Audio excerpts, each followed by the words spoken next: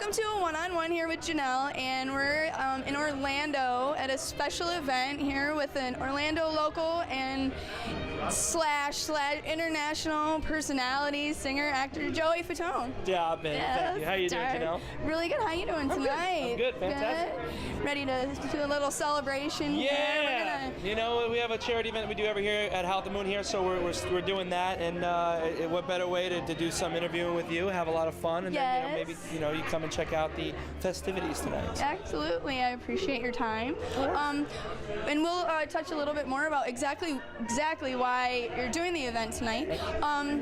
Let's go back a little bit. I want to do a little retro. All right. Of course. I wonder what that could be. Yeah, I don't know. We won't go back too far. Your beginnings in showbiz, at least as far as we know, were in Orlando after you moved here when you were pretty young. Yep. And I don't think it's a secret you used to perform at Universal, which led to the connection to start NSYNC. No one's gonna ever forget NSYNC. Some people, it slips their minds every once in a while. But yeah, I moved here when I was 13 years old, and then I went to Dr. Phillips High School here in Orlando, and then I worked at Universal singing and dancing. I knew Chris, who was in NSYNC, as well as JC, who did the Mickey Mouse Club.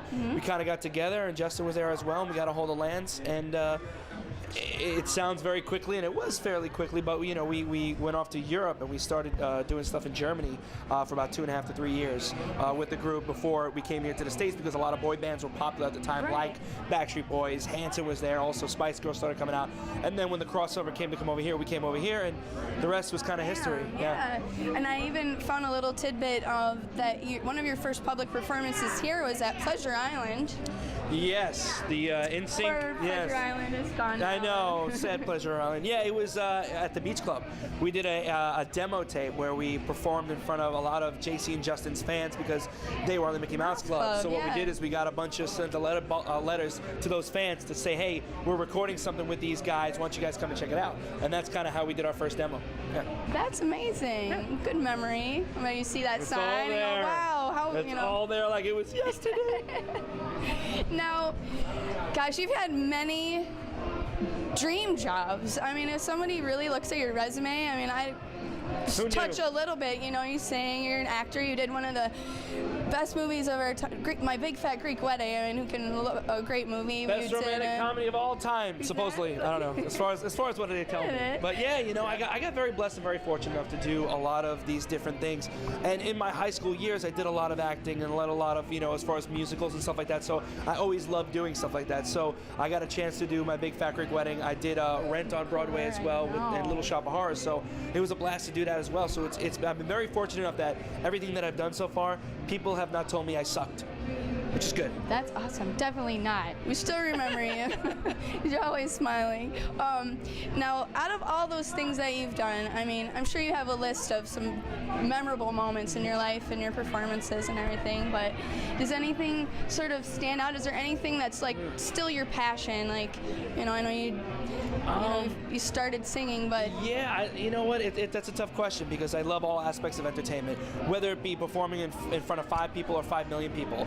Whether it being as far as being on Broadway, doing a stage show and telling a story and entertaining them and having them right in the palm of your hand, or being on tour with NSYNC and doing concerts where everybody's singing and having a great time, or doing films and being creative like that. And it's always interesting with film or television because sometimes you don't really know, especially with film though, you never know what's really funny if you're doing comedic or whatever the case may be. You don't know how it's really perceived and how well it's gonna work. Like when I did the scene in My Big Fat Greek Wedding in the restaurant where I'm saying, hey Ian, we're gonna kill you. Everybody remembers that, and I'm like, I didn't think it was that funny.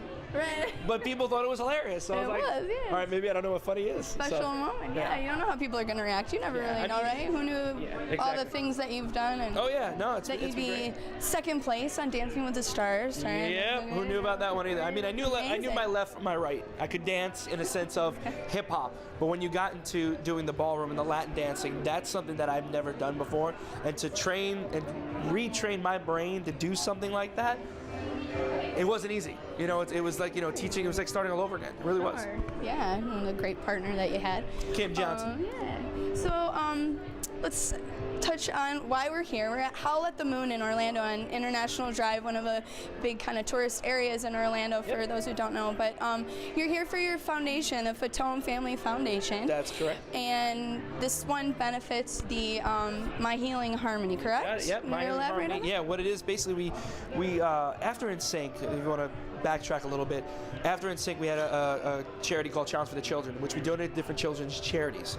And we did a few of them, and we knew a lot of different charities that we donate to, but there were certain ones that we did donate, but we never really knew 100% what was going on or where the money exactly was going.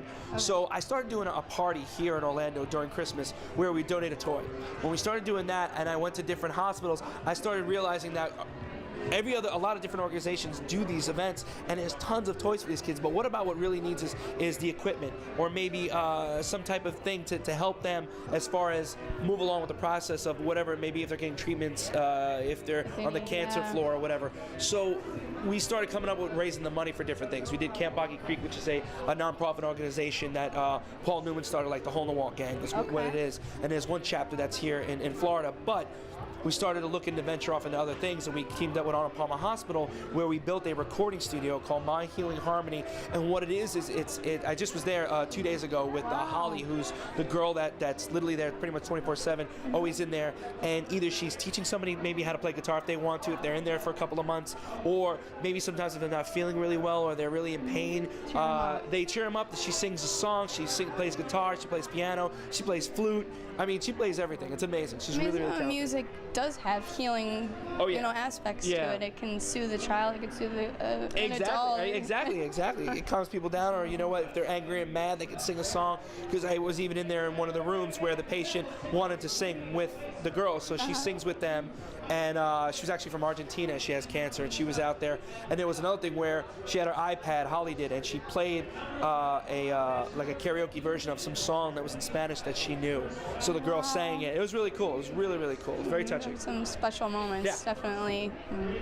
It's amazing. Now, we're gonna have a good time tonight, kind of a party to celebrate for a good cause. Yeah, it's kind of one of the ones that we do, the charity events, where a lot of charity events are really stuffy and they kind of like you with a sit-down dinner. Everybody, it's like, you know what? This is a place to have a couple of shots, have a great time. I know, times are tough, but you know what? We're trying to do it to where it's affordable for everybody to come out. So it was only $20 to get in. You get 2 free drink tickets. Why not?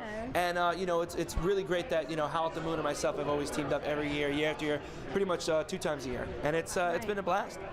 And that's why you're such a you're always giving back to the community, Joe. Really very approachable and very, very warm and hospitable. I do appreciate it. And one more question. So what's next? Is there anything left that you can do that we haven't seen? Everything. I started hosting again, trying to get my hosting chops back up.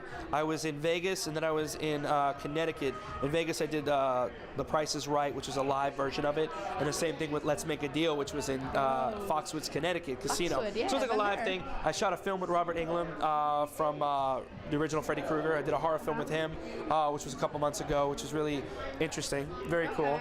And we'll see that eventually. Hopefully, keep our fingers crossed. Either it's going to go to DVD or big screen. We don't know yet. It's still in the editing process. So once that's done, and we've just been taking it easy, spending time with the family. Right now, where the holidays, everything kind of slows down a little bit. So it's nice that I'm going to get a chance to stay home. But once like January and February hit, back to work. I'm off again, running around, trying to hustle, trying to entertain people. That's right. You definitely do that very much. It's always a pleasure, Joey. Thank you so much for your time. You're welcome. Okay. You have a wonderful night, and happy holidays to your family. You too. Thank you. Thank you so much. Thanks again for joining us with the One-on-One with Janelle here in Orlando. Have happy holidays. That's right. One-on-one with Janelle. Woo!